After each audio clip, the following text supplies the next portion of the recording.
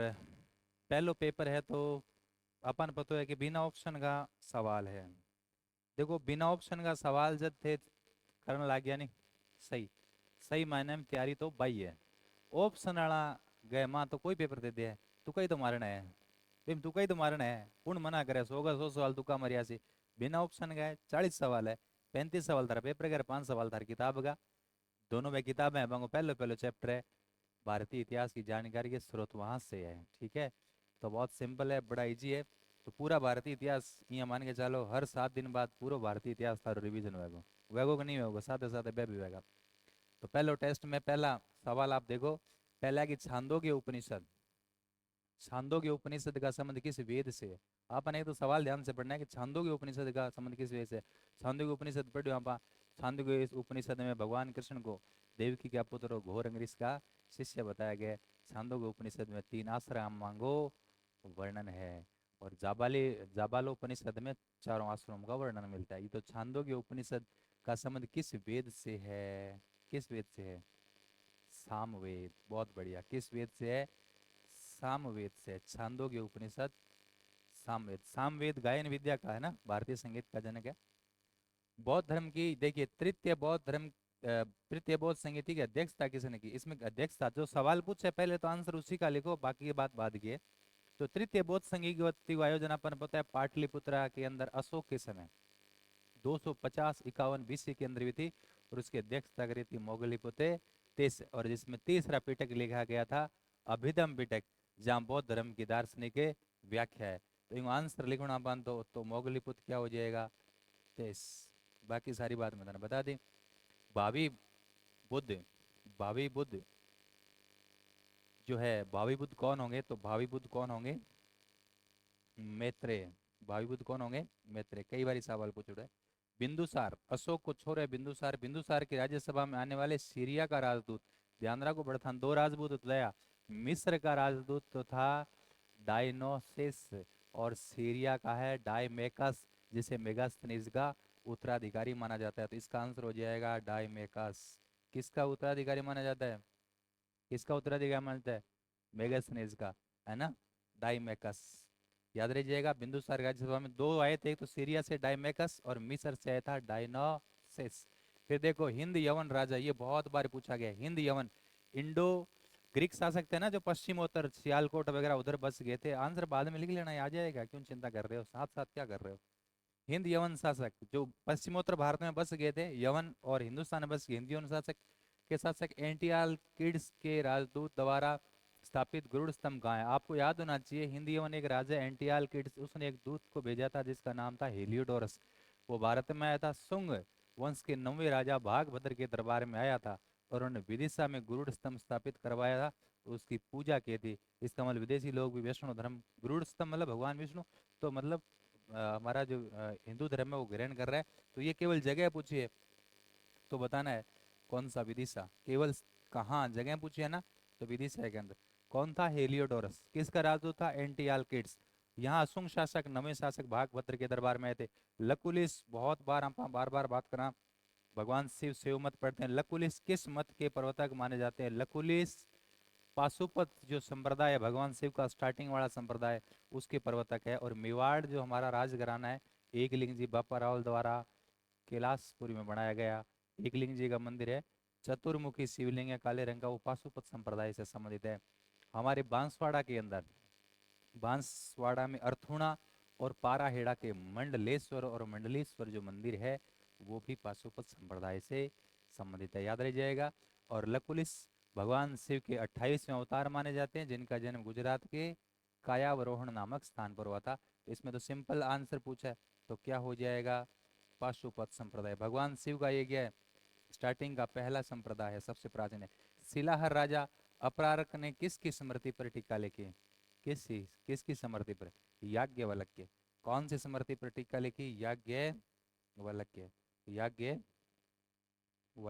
कौन सी स्मृति याज्ञवल्क्य स्मृति। कौन सी स्मृति पर टीका लिखी थी याज्ञवल्क्य। कौन सी याज्ञवल्क्य। शिलाहर राजा अपरारक ने किसकी स्मृति पर टीका लिखी। टिक्का मतलब समझ रहे हो ना टिक्का टिप्पणी मतलब व्याख्या।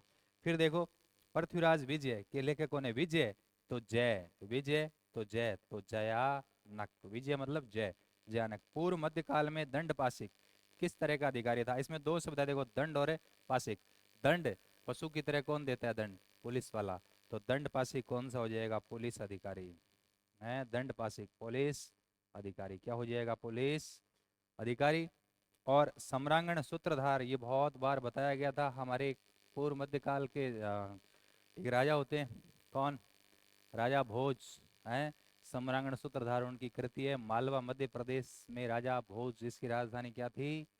धारा नगरी। संस्कृत के प्रकांड पंडित थे जिन्होंने भोजपुर शहर बसाया, भोज सागर तालाब और भोजशाला कॉलेज बनाया था। कॉलेज जो धारा नगरी में है, जहाँ सरस्वती की का मंदिर बनाया था।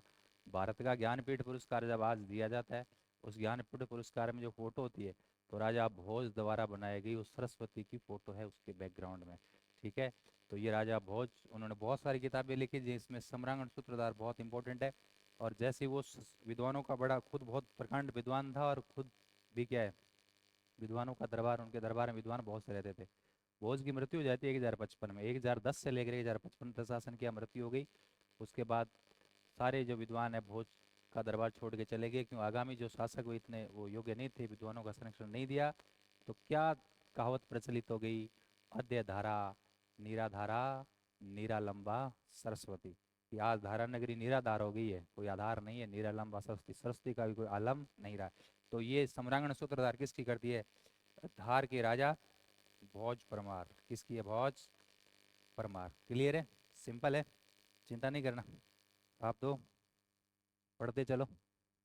ये क्या है?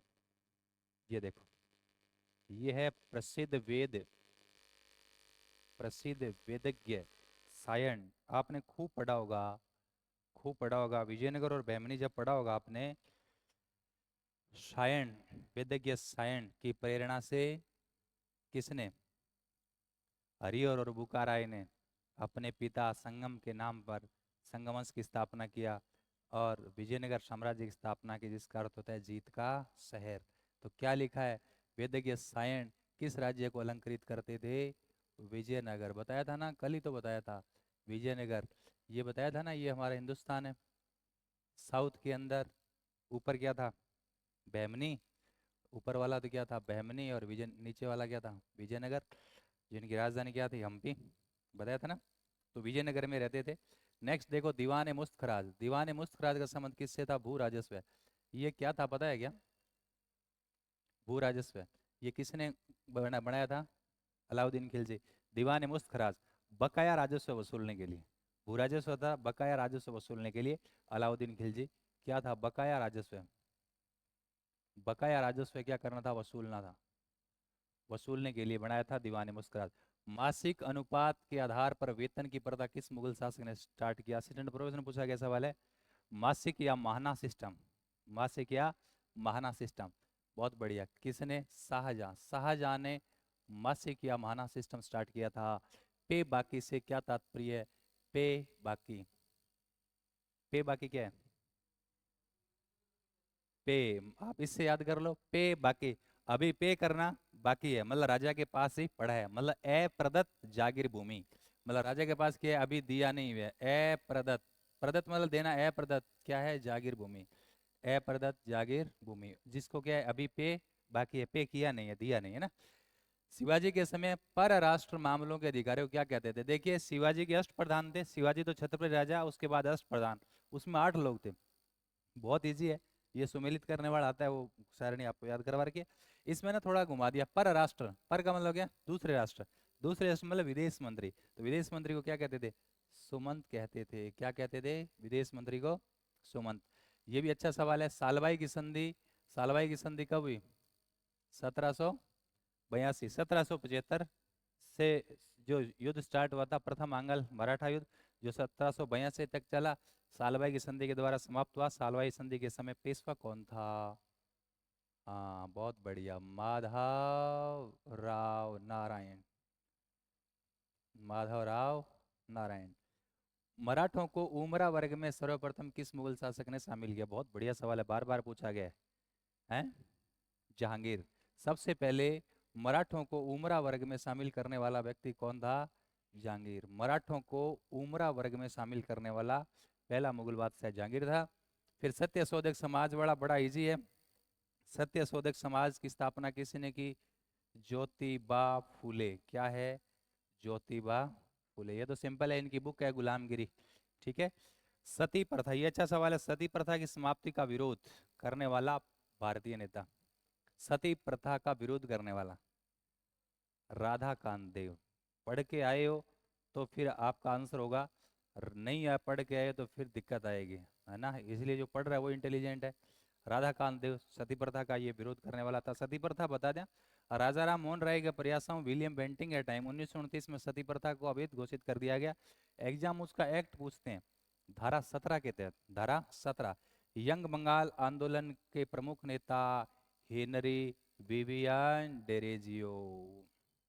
हेनरी विवियन डेरेजियो, मतलब ये यंग बंगाल आंदोलन के प्रणेता थे और बाद में बहुत कम उम्र में 23 साल में इनकी मृत्यु भी हो जाती है लू लगने से। और ठीक है, युवाओं में इनके विचार काफी क्या थे, लोकप्रिय थे, है ना। याद रह जाएगा। आधुनिक भारत का प्रथम राष्ट्रवादी कवि माना जाता है। आधुनिक भारत का प्रथम राष्ट्रवादी कवि। थियोसॉफिकल सोसाइटी का अंतर्राष्ट्रीय मुख्यालय छठी क्लास से पढ़ते आ रहे हो, कहाँ है? अडियार। अडियार घट है मद्रास के पास। थियोसॉफिकल सोसाइटी की स्थापना ब्लावत्स्की और कर्नल ललकोट ने न्यूयॉर्क में किया था 1873 में। 83 में इसका अंतर्राष्ट्रीय न्यायालय हमारे यहाँ आ गया था, याद रह जाएगा। फरवरी 1905 में इंडियन होम रूल सोसाइटी, बहुत बार पढ़ा है। इंडियन होम रूल सोसाइटी की स्थापना श्यामजी कृष्ण वर्मा। क्या? श्यामजी कृष्ण वर्मा। हमने राजस्थान में भी पढ़ा है। श्यामजी कृष्ण वर्मा अजमेर के पहले नगर समिति के क्या रहे थे? अध्यक्ष रहे थे। लंदन में इंडिया हाउस और इंडियन होम रूल सोसाइटी की स्थापना की श्यामजी कृष्ण वर्मा। भारतीय क्रांतिकारी जाते थे तो वहीं रुकते थे। भारतीय राष्ट्रीय कांग्रेस का अधिक गहरा प्रयोजन क्या था? ये थोड़ा ध्यान रखना। भारतीय राष्ट्रीय कांग्रेस का पहला, ये है पहला मुस्लिम अध्यक्ष पूछा है इसमें, फर्स्ट मुस्लिम अध्यक्ष। तो ये तो हो जाएगा बदरुद्दीन, बदरुद्दीन तैयबजी। बदरुद्दीन तैयबजी। बदरुद्दीन तैयबजी कब, कब? 1887 मद्रास के अंदर हो रहा था सम्मेलन, तीसरा सम्मेलन 87 मद्रास, बदरुद्दीन तैयबजी। ये परियोजना वाला नीचे में है। मार्लिमेंटो सुधार कब आया था? 1909। मार्लिमेंटो सुधारों का अधिक गहरा प्रयोजन क्या था? ये वहां कट के प्रिंट हो गया। हाँ, 1919 के एक्ट ने मुसलमानों को पृथक निर्वाचन प्रणाली का अधिकार दे दिया था। मतलब दो संप्रदायों को आपस में लड़वाना। क्या था? दो संप्रदाय, दो संप्रदायों को आपस में लड़वाना, ये उनका अधिक प्रयोजन था। अभिनव भारत समाज की स्थापना किसने की? वीडी सावरकर। कब? 1904। वीडी सावरकर 1904। अभिनव भारत समाज की स्थापना वीडी सावरकर। नेक्स्ट देखो, नेक्स्ट है आपका इजी है, ज्यादा टफ को नहीं है, ठीक है। धीरे धीरे थोड़ा आगे बढ़ेंगे तो कुछ चीजें आप और सीखते जाएंगे। ये देखो, किस बौद्ध, किस बौद्ध ग्रंथ में, किस बौद्ध ग्रंथ में जीवन के नियमों का संग्रह है? जीवन के नियमों, नियम तो विनय, नियम पढ़ा रखा है ना। कौन सा? विनय पिटक। तो नियम विनय पिटक, तीन पिटक है ना, सुत पिटक, विनय पिटक, जो पहली बौद्ध संहिता में लिखे गए, जो आनंद रूपाली ने लिखा। तीसरी बौद्ध संहिता में तीसरा पिटक लिखा गया, मोगलीपुत्र इसने अभिधम पिटक। याद आ जाएगा। तो विनय पिटक में नियम है सर्प फण और सांप को फण किंग है। देखो सर्प है ना, ऐसे ऐसे आ रहा है। तो 23वें जैन भगवान है कौन? पार्श्व नाथ। देखो इसमें रे आ रहा है, इसमें भी क्या आ रहा है? रे। पार्श्व नाथ, सिंपल है। फिर देखो अशोक के स्तंभ की लिपि क्या है? अशोक के स्तंभ की लिपि, तो भारत के अंदर सब की सब लिपि कौन सी है? अशोक की ब्रह्मी लिपि है। तो इस ये भी बहुत सिंपल सवाल है। शून्यवाद के प्रवर्तक कौन है? नागार्जुन। ये भी जी सवाल है, नागार्जुन। शून्यवाद के प्रवर्तक कौन है? नागार्जुन। एकमात्र महिला अलवार संत अंडाल, बहुत बार पूछा गया सवाल है, अंडाल एकमात्र महिला अलवार। वैष्णव थे वो थे अलवार, जिनकी संख्या कितनी थी? 12। शैव थे वो थे 63, जिनको बोला गया था नायनार। आगे, आबू के युद्ध में गौरी को किसने पराजित किया? भीम सेकंड। भीम सेकंड ने माउंट आबू के युद्ध में किसको पराजित किया? गौरी को पराजित किया। माउंट आबू के युद्ध में आपको पढ़ा रखा है कि जिसमें इनकी माँ नायकी देवी थी और इधर आबू का धारा वर्ष परमार जिन्होंने 60 सालों तक शासन किया, और जालोर का कित्तू या कीर्तिपाल जो सोनगरा चौहान है, और नाडोल पाली का केलन, ये सब लोग इसका मदद कर रहे थे। ठीक है, और ये युद्ध कब हुआ था गुरुजी? 1178, आबू या काइनरा का युद्ध हुआ था। नेक्स्ट, दीवान ए कोही, इसमें कै पकड़ लो। दीवान ए कोही दिल्ली सल्तनत में कृषि विभाग था और MBT मोहम्मद बिन तुगलक ने स्थापित किया। दीवान ए कोही, कोही कै कृषि, मोहम्मद बिन तुगलक ने। दीन पनाह का निर्माण किसने करवाया? पहली बात, दीन पनाह क्या है? दीन पनाह एक महल है दिल्ली में, हुमायूं ने करवाया था। हुमायूं जब 30 में गद्दी पे बैठते हैं, ठीक है, तो स्टार्टिंग फेज के अंदर दिल्ली में उन्होंने दीन पन्ना महल बनाया, उसके ऊपर शेर मंडल पुस्तकालय बनाया था। फिर 15 साल भारत से बाहर जाना पड़ा, 40 से 55, वापस आया 56 में, 6 महीनों तक गद्दी पर बैठा था, जबकि फिर मृत्यु हो जाती है 6 महीने बाद। दीन पन्हा महल है दिल्ली के अंदर, हुमायूं 1533। हर मंदिर की नींव किसने रखी? हर मंदिर मतलब स्वर्ण मंदिर अमृतसर वाला, तो मियाँ मीर, मियाँ मियाँ मीर, हर मंदिर की नींव मियाँ मीर। द्वैतवाद के प्रवर्तक कौन है? मध्वाचार्य। ये सारे वाद है ना, याद रखने, ठीक है। तो द्वैतवाद मध्वाचार्य। अशोक के किन अभिलेखों में अशोक का नाम स्पष्ट मिलता है? बार बार एग्जाम में पूछे गए सवाल है, इसके लिए ट्रिक याद रखो, मूंग। अशोक को नाम अशोक क्या में मिले? मूंगा में मिले, मूंग, मूंग तो याद रहे जी। एम से क्या हो जाएगा? एम से मास की, ऊ से उदय गोलम, उदय गोलम, मास की उदय गोलम, ने से हो जाएगा निटूर, क्या हो जाएगा? निटूर, और गु से हो जाएगा गुर्जरा। तो मूंग में के अंदर अशोक को नाम अशोक मिले, मतलब मास की उदय गोलम, निटूर और गुर्जरा। बहुत बार एग्जाम में पूछा गया। ये भी बार बार एग्जाम में पूछा गया सवाल, कौन सा? बोगज का जो अभिलेख है उसमें किन वैदिक देवताओं के नाम मिलते हैं? बोगज का अभिलेख जो एशिया माइनर में एक शिलालेख मिले 1420 ईस्वी, बा में दो जो कबीले बम लड़ाई हुए, हिट्टी और मितानी, उनमें युद्ध होता है, बाद में उनकी एक संधि होती है, और संधि पत्र है अभिलेख, जिसमें 4 वैदिक जो देवता है उसमें वो चश्मदीद गवाह थे, उनके सामने भी, तो उनके साइन है वहाँ, मतलब है ना। ऐसा होता है ना, कोई समझौता होता है तो वो जो उस समय उपस्थित है उनके साइन होते हैं, तो हमारे वहाँ वैदिक देवता साक्षी है उस समझौते के, वो संधि पत्र है बोगस का अभिलेख। हिट्टी और मितानी जाति या कबीलों के बीच में युद्ध हुआ था, एशिया माइनर में मिलता है। इसके लिए आपको ट्रिक बता रखी है क्या? इंद्र नाव में, इंद्रगढ़ है, इंद्र, इंद्रगढ़ है नाव में, यूं के गुरु जी, इंद्र ना से, इंद्र से इंद्र, ना से ना सत्य, वैसे वरुण, और मैं से मित्र, तो क्या हो जाएगा? इंद्र, ना सत्य, वरुण और मित्र हैं। फिर देखो, खुदक निकाय किसका एक भाग है? सुत पिटक। खुदक निकाय किसका भाग है? सुत पिटक। खुदक निकाय किसका भाग है? सुत पिटक। और Periplus of the Erythraean Sea, Periplus of the Erythraean Sea, Erythraean Sea बोलते हैं लाल सागर को। किसको बोलते हैं? लाल सागर। रेड सी है ना लाल सागर, जो मतलब भूमध्य सागर, स्वेज नहर से लाल सागर, तो लाल सागर की यात्रा नामक एक किताब लिखी गई है, लेकिन इस किताब को लेखक कौन है? ठीक है, अज्ञात नाविक, अज्ञात ग्रीक नाविक के द्वारा लिखी गई है, पेरिप्लस ऑफ द इरिथ्रियन सी, लाल सागर की यात्रा। तो याद रखिएगा, अज्ञात ग्रीक नाविक है, क्या है? अज्ञात ग्रीक नाविक, ठीक है। फिर है सबसे बड़ा पिटक, तो वही है कौन सा? सुत पिटक, जिसके कितने भाग है? 5 भाग है। खुदक निकाय, अभी एक सवाल पहले आया था ना, खुदक निकाय इसी का भाग है, अगुंतर निकाय सब इसी के भाग है। तो ये जो है ना 40 सवाल जगह में धारे 35 ले गए, 36 से, सॉरी 36 से लेकर 40, 35 से, हाँ 36 से 40, 5 सवाल तो था टॉपिक का है, जो टॉपिक दे रहा है 5-6 पेज को टॉपिक, ज़्यादा तो वही को नहीं। और एक पूरा पेपर है, इसमें पूरा भारतीय इतिहास के है, पूरा भारतीय इतिहास एक तरीके से रिवीजन हो जाता है। तो लेकिन थाय प्रयास हो करे करो कि ज़्यादा भागादौड़ ना करे करो, बिन अक्षर से याद करे करो, एक जो होता है ना चैप्टर, उसको अक्षर से याद करो कि हमें इससे बाहर जाना ही नहीं है।